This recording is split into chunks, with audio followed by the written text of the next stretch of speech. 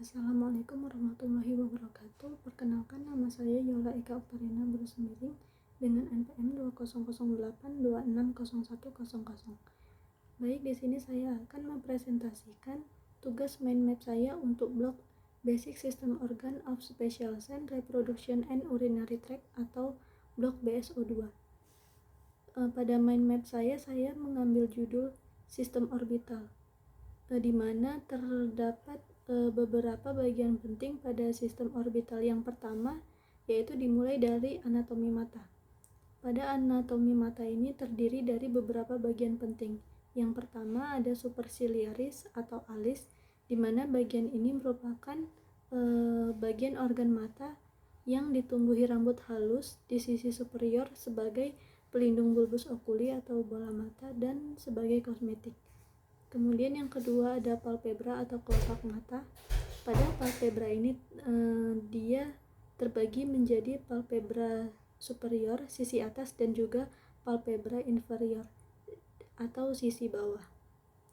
Kemudian ada konjungtiva. Konjungtiva ini merupakan struktur berupa lapisan selaput lendir bening yang menjadi permukaan belakang dari palpebra inferior dan superior. Dan selanjutnya ada bulbus oculi atau bola mata. Kemudian ada cavum orbita. Ini merupakan rongga yang separuh sisi anteriornya itu ditempati oleh bulbus oculi dan diisi oleh jaringan lemak, pembuluh darah, dan juga otot-otot lacrimalis. Kemudian yang terakhir ada apparatus lacrimalis. Ini merupakan struktur orbital untuk produksi air mata.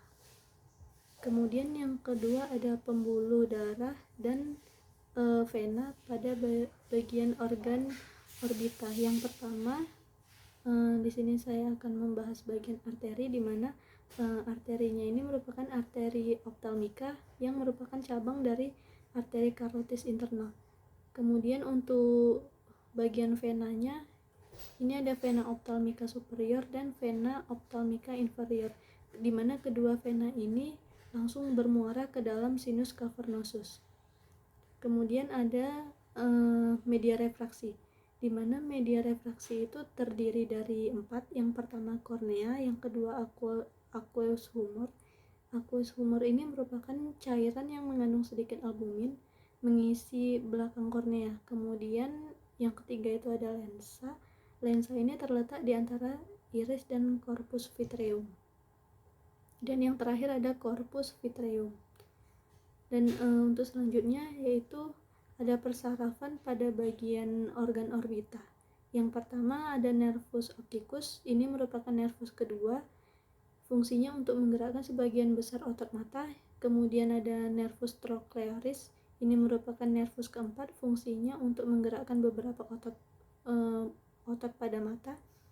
Yang ketiga ada nervus abducens. Ini merupakan nervus keenam, fungsinya itu untuk abduksi mata.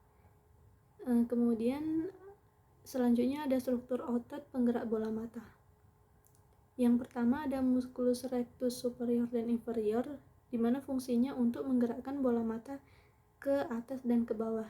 Yang kedua ada musculus rectus media dan lateral, fungsinya untuk menggerakkan bola mata ke sisi samping kanan dan kiri.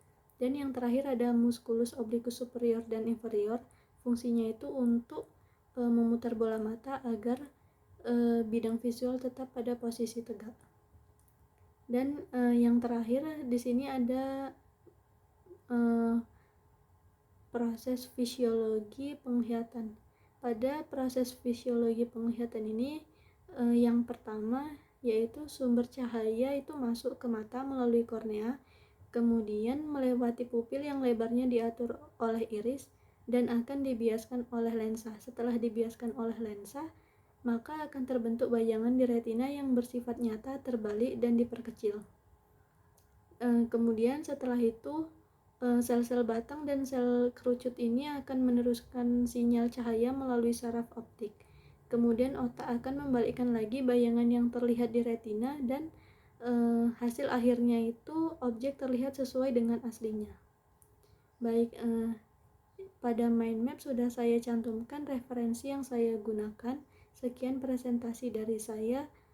Wassalamualaikum warahmatullahi wabarakatuh.